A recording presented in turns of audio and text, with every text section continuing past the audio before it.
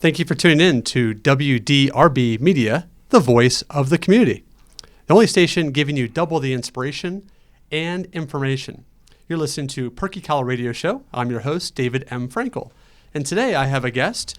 Let's welcome him. His name is Rick Curti, and he is the founder of Charlotte Bats. Welcome, Rick. Thank you for having me on your program. I appreciate it. My pleasure. Well, you have a great business, and coming from the town of Cincinnati, Ohio, and the birth of baseball, I had to have a baseball guy on my show. So tell us about Charlotte Bats, why you started, and what's your story? What's your why?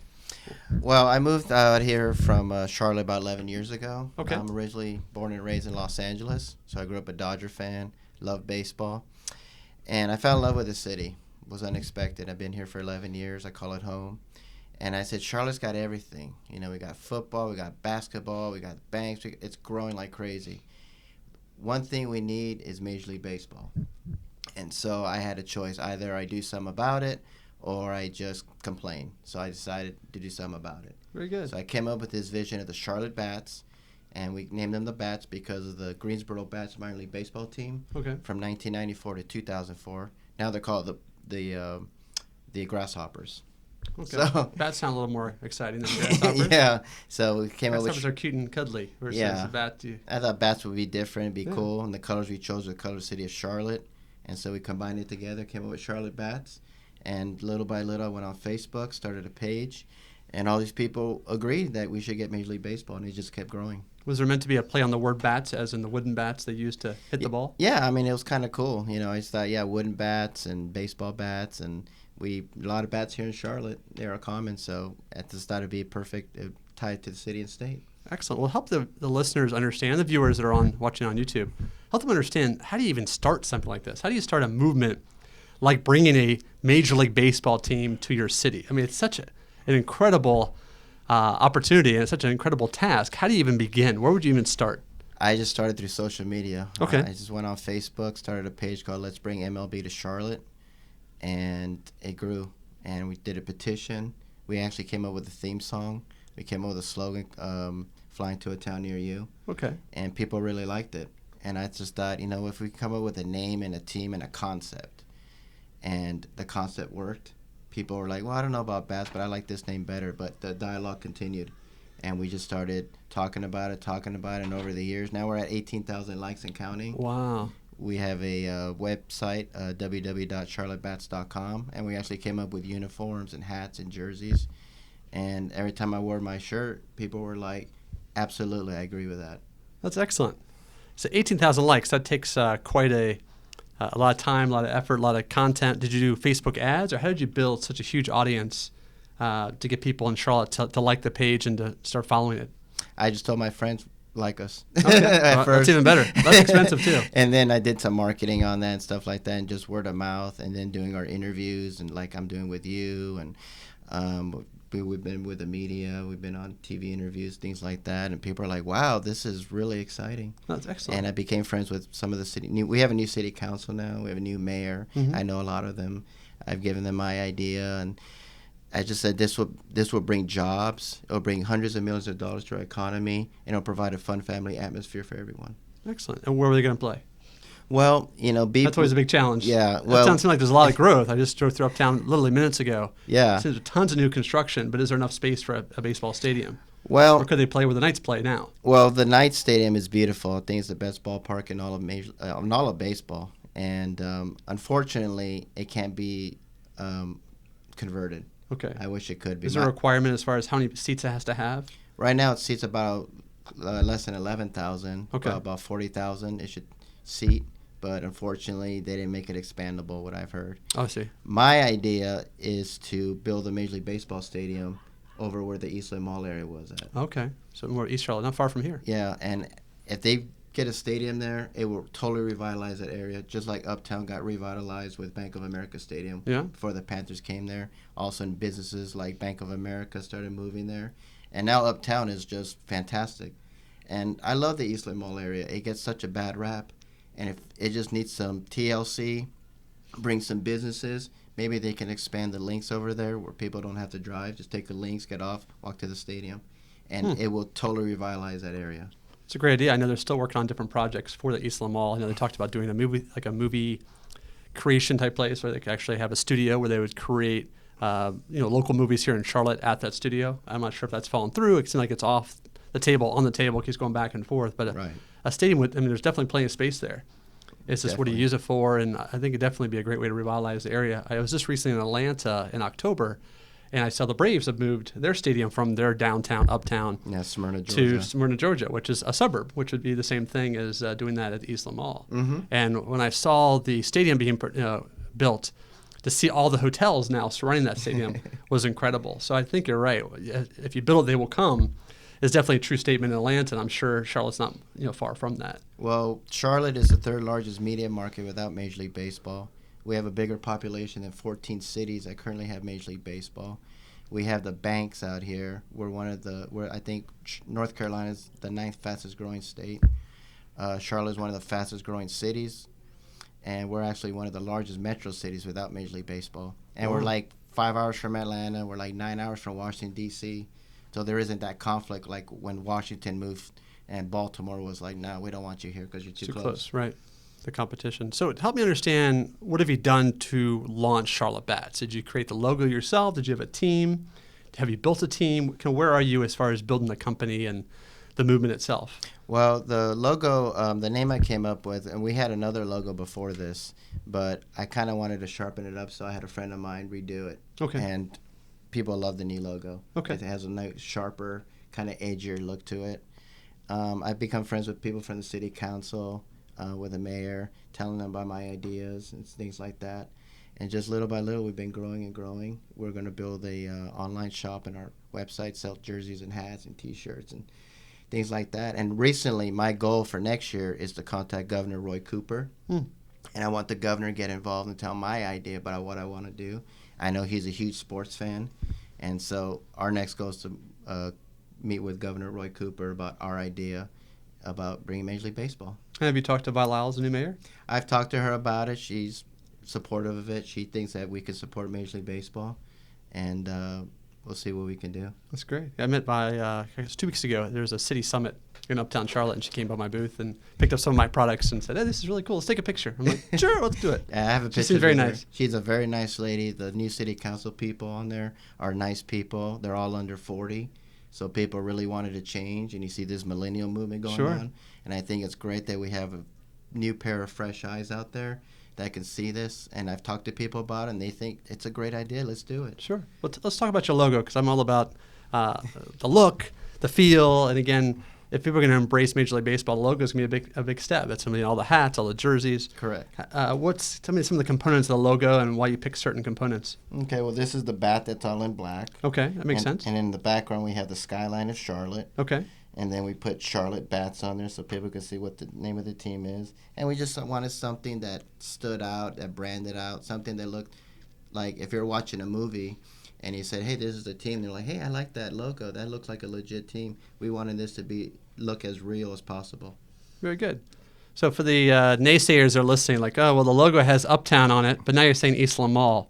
Is that because that's how it looks from the Eastland Mall? You can see Uptown Charlotte while the bats are flying? Or what is the did you kind of pigeonhole the Charlotte Bats to be in Uptown because of the logo? Tell us about that. Well, I know our skyline, I think, is one of the most beautiful in all, not only North Carolina, but in the United States. And I love our skyline. So you can see a skyline anywhere. You can be in Eastland Mall. You can be from here, wherever. That's true. So our skyline is just beautiful. And even BB&T Ballpark, that shows the skyline at all. So it's everywhere. So we wanted everyone to see our skyline, how beautiful it is. Because not a lot of people know a lot about Charlotte or North Carolina. Right, that's true. Well, tell us a little bit more about Rick. Obviously, you spent the last, you said, 5 years. Yes. Working on building this vision and getting this to be a reality from just an idea, which as an inventor, I think is fantastic. A lot of people have ideas, but so few people act on those ideas to make anything happen. They just complain or they just talk about it and that's it. So you've taken an idea and brought it into motion, and now it's becoming closer to reality. It's not reality just yet, but you're one step closer after 5 years of working this and building up your likes and following on social media. What does Rick do outside of Charlotte Bats? What has given you this drive, this hunger to make this reality? I work in retail. I've been working in retail for about 15 years or so. and I'm just a normal guy from Los Angeles, little guy All right. that wanted to move to Charlotte, and I just came up with this idea, and I said, you know what? Average people have done amazing things. Look at Bill Gates. Sure. You know, he was just a computer guy, had an idea, and now he's the world's richest man. Yeah. So I say, hey, if Bill Gates can do something about it, why can't I? Everyday people do extraordinary things every single day. And I'm just an average guy. I had a dream, I had a vision, and I said, you know what? There's only one way I will find out if I do something about it. Excellent. And I think a lot of listeners feel like, well, it's too hard, or that's too challenging, or, you know, I'm not sure I could do that. So help them understand maybe a high point, a low point for this journey, either professionally or with the Charlotte Bats. You could share with them to let them know that, hey, you know what? I got knocked down, but I got up again, as the song portrays. And I think getting up again is what really makes you an entrepreneur. That's what really is your success. That's your legend you leave behind. Give us an example of some time you got knocked down but got up again, or a success you shared, a big progress with Charlotte Bats that you're very proud of that leads you to believe that it may become a reality someday. Well, when I first started, people just thought I was crazy. Right, of course. Like, you're not from here. You're not from North Carolina. You're from Los Angeles, and you don't know what you're doing. And sometimes you're like, maybe they're right. But after a while, I say, you know what? No. I mean, I looked at the statistics, all the clues that we have, all the data, and it was like, we can support it. And I'm going to do this no matter what. And then many people like the mayor, the city council, all these exciting people that love the idea, hearing from people all around the world. I've heard from people from Australia that love this idea and said, why doesn't Charlotte have Major League Baseball? Why doesn't your state ever had a team? And then a couple of years ago, we had a game over in Fayetteville, over at the Fort Bragg military base. It was between the Braves and the Marlins on 4th of July. So, and the commissioner put us on a short list in 2015 for Major League Baseball, and recently mentioned Charlotte during the All-Star break in Miami, that Charlotte was a possibility for Major League Baseball. And they will expand. We're just waiting for what happens with stadiums in Oakland and Tampa Bay. They have to get built. And then Montreal will get a team, but they always expand by 2. And we're confident Charlotte and Montreal will be 32 teams in Major League Baseball. And what year do you think it'll happen? What's the time frame you think?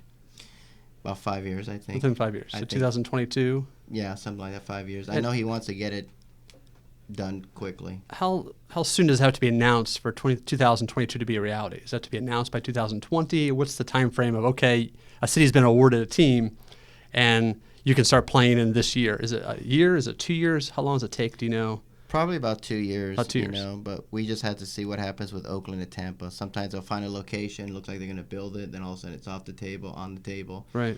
The commissioners said we won't be able to expand till they get stadiums, and so we're waiting to see what happens with them. But eventually it'll get resolved, and we will expand. And he wants to expand. He's going to have games played in Mexico City, Asia, and London in the future. Wow. So he wants to make it global as well. Wow. I know obviously NFL has done a lot to have global games, to build the NFL brand across the globe. So it sounds like Major League Baseball is kind of heading in the same direction. Yeah, he's doing like what the NFL are doing. Right. Sort of like the NBA are doing. Mm-hmm. He sees that, they need to make their brand global.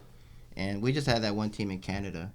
And, when they have the World Series, people always say they're not playing against the world. Right. That's true. It's just so I know he wants to make it more global. That makes sense. In Montreal, he wants the team back in Montreal. We need another team in the South. We just have the Braves. And I think a great rivalry with Georgia and North Carolina, that'd be great. Sure. Just like the Panthers and the Falcons have. That's exactly right. And I think if you think of most sports, there aren't a whole lot of world championships truly. You have the World Series, it's called, but it really is just the United States. Yes. The World Cup truly is a global competition. And the only one I can think of that really is global. National Football League has a Super Bowl, but they don't call it a World Bowl. No. Because, again, there's no other teams across the world that play football besides the United States. Obviously, you have the Canada Football League and they have arena football. But it'd be great to see if Major League Baseball could to grow to a brand so big that it could be a global competition. I know there's a lot of people playing baseball all over the world, and we've done a great job recruiting players from all over the world.